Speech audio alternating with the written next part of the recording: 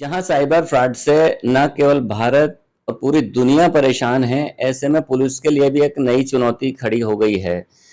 Police डाल डाल तो आरोपी पात पात का खेल चल रहा है। ऐसे में पुलिस का प्रयास है कि ज्यादातर लोगों को अवेयर किया जाए, क्योंकि अवेयरनेस ही उसका एकमात्र इलाज है। और इंदौर पुलिस भी इसमें पीछे नहीं है। इंदौर पुलिस लोगों को जागरूक करने में लगी हुई है।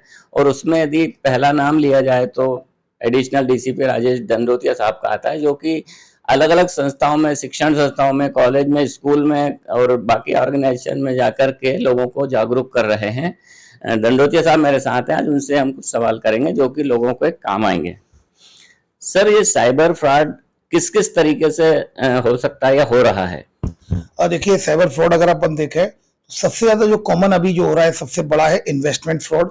इन्वेस्टमेंट फ्रॉड को लेकर काफी ज्यादा घटनाएं हो रही हैं और पैसा भी काफी जा रहा है इसमें, इन्वेस्टमेंट फ्रॉड में, जिसमें क्रिप्टो करेंसी में इन्वेस्ट करते हैं और इसमें इसके अलावा शेयर स्टॉक मार्केट में इन्वेस्ट करते हैं। और ये इस तरह की कोई कंपनियां होती नहीं है, बट ऑनलाइन कंपनियां वो प्लेटफॉर्म बना लेते हैं। फिर उनके अगर आप देखेंगे तो वो एक आपको लिंक देंगे, एक फेक वेबसाइट बन जाएगी, आपको पैसा बढ़ता हुआ दिखाई देगा, आपको लगेगा कि आप पैसा कमा रहे हैं। फिर जैसे ही आप पैसा निकालने के लिए जाएंगे तो आप देखेंगे वो पैसा निकलेगा नहीं। फिर नए नए टैक्सों के माध्यम से, टैक्सेज के माध्यम से और फ्रॉड करने की कोशिश करते हैं। इसमें राशि काफी बड़ी होती है। फिर अगर देखेंगे तो दूसरा सेक्सटोर्शन है। सेक्सटोर्शन में भी लोगों के न्यूड वीडियो कॉल आते हैं और फिर उनके वीडियो फोटो बन जाते हैं, स्क्रीनशॉट खिंच जाते हैं। तो उसके बाद फिर उन्हीं वीडियो और स्क्रीनशॉट से उनको ब्लैकमेल किया जाता है, विक्टिम्स को। विक्टिम्स ब्लैकमेल होते हैं और कहीं ना कहीं उनको पैसा देते रहते हैं। कई लोग सुसाइड भी कर चुके हैं सेक्सटोर्शन में। तो इस तरह के ही फ्रॉड्स हैं। डिजिटल अरेस्ट की कुछ घटनाएं हैं जिसमें कि आपको मोबाइल पर या व्हाट्सएप का वीडियो कॉल पर या स्काइप वीडियो कॉल पर आपको लेकर और आपको ऑनलाइन इन्वेस्टिगेशन के नाम पर आपको डिजिटली अरेस्ट किया जाता है और कई तरह का भय दिखाया जाता है। लॉ एनफोर्समेंट एजेंसी बनकर, जैसे क्राइम ब्रांच, सीबीआई, ईडी बनकर आपको वीडियो कॉल पर लेकर और आपको भय दिखाकर पैसे ऐंठे जाते हैं और आपके पैसा अकाउंट में ट्रांसफर करा लिया जाता है। तो कहीं ना कहीं डिजिटल अरेस्ट के भी मामले हैं जो जो संज्ञान में आए। इसके अलावा केवाईसी अपडेट के नाम पर लगातार फोन आते हैं और फिर एक लिंक भेज दी जाती है और फिर उनका स्क्रीन शेयरिंग ऐप डाउनलोड हो जाता है, उनके पैसे कट जाते हैं। इसके अलावा स्टैंड लोन ऐप होते हैं। कई ऐप को लोग डाउनलोड कर लेते हैं, उनकी टर्म्स एंड कंडीशन को पढ़ते नहीं है और जैसे डाउनलोड करते हैं तो कहीं ना कहीं उनका मोबाइल कंप्रोमाइज हो जाता है उनका, और उनके फिर पैसे कट जाते हैं। इसके अलावा उनको ब्लैकमेल भी किया जाता है।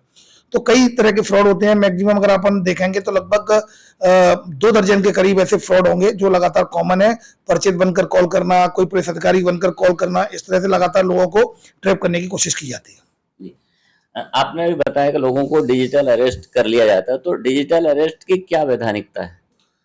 देखिए, कानून जो नया कानून हो, पुराना कानून हो, पुराने अगर आईपीसी सीआरपीसी में देखेंगे या फिर नए कानून बीएनएस और वीएनएसएस में देखेंगे, दोनों ही कानून में डिजिटल अरेस्ट का कोई प्रावधान नहीं है। पुलिस डिजिटली अरेस्ट कभी किसी को कर ही नहीं सकती, इस तरह का कोई प्रोविजन है ही नहीं। पुलिस जो अरेस्ट करती है वो केवल एक ही अरेस्ट है, वो फिजिकल अरेस्ट है। डिजिटल अरेस्ट जैसा कुछ नहीं होता है। लॉ एनफोर्समेंट एजेंसी कभी भी डिजिटल अरेस्ट जैसा कुछ कर नहीं सकती है। वो कभी भी पैसा नहीं मांगते हैं फोन करके, लॉ एनफोर्समेंट एजेंसी। और कभी भी व्हाट्सएप कॉल अगर कोई करता भी है व्हाट्सएप कॉल से, तो तत्काल उनसे बोला जाए कि आप अपने ऑफिशियल नंबर से कॉल करिए और लैंडलाइन नंबर से कॉल करिए। उनकी आईडी लीजिए आप। आईडी लेने के बाद संबंधित थाने में, जो पास का थाना है उसके पास के थाने में उसको वेरीफाइड कराएं, तब आगे बढ़े। तो इंदौर पुलिस ने कुछ आरोपियों को पकड़ा है, तो उसमें ज्यादातर देखने में आया है कि बुजुर्ग लोग या तो शिकार होते हैं या जिनके खाते में ज्यादा पैसा होता है।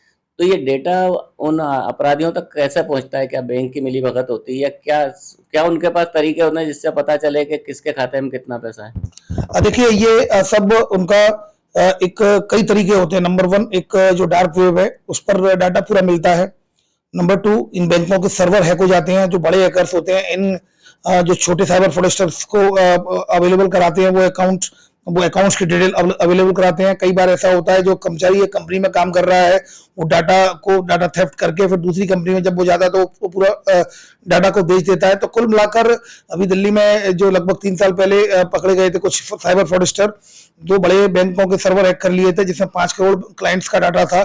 उनको इनके द्वारा छोटे छोटे साइबर फ्रॉडस्टर को 1-1 रुपए पर क्लाइंट के डाटा के हिसाब से उनको नीचे सेल किया गया, फिर उनके द्वारा उससे फ्रॉड किया गया। तो डाटा, अगर आप डिजिटल वर्ल्ड में हैं तो डाटा आपका बहुत सिक्योर रहे संभावना कम है, क्योंकि आपने अपना सिक्योर कर लिया, लेकिन कहीं अगर सर्वर जो आपका बैंक का सर्वर हैक हो गया या यूनिवर्सिटी का जिसमें आप पढ़ते हैं वहां का सर्वर हैक हो गया, तो निश्चित रूप से वो कहीं ना कहीं उनके साइबर फ्रॉडस्टर के पास चला जाएगा।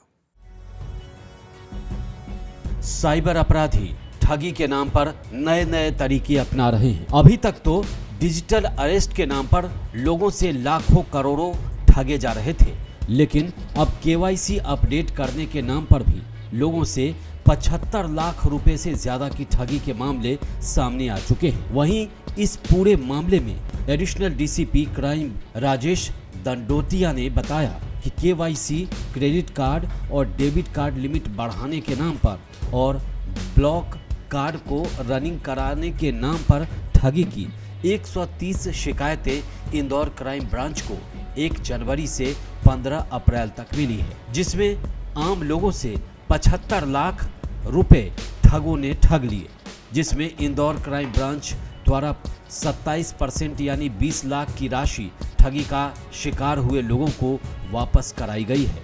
इसी के साथ इंदौर क्राइम ब्रांच ने एक एडवाइजरी भी जारी की है कि किस तरह से केवाईसी अपडेट करने के नाम पर जो मैसेज या फोन कॉल आते हैं उसे किस तरीके से रिस्पांस देना चाहिए, ताकि आप किसी ठगी के चक्कर में ना पड़े और किसी ठग का शिकार ना हो। इस वीडियो में फिलहाल इतना ही। देश और दुनिया की ताज़ा तरीन खबरों के लिए देखते रहिए भारत एक्सप्रेस डिजिटल। नमस्कार।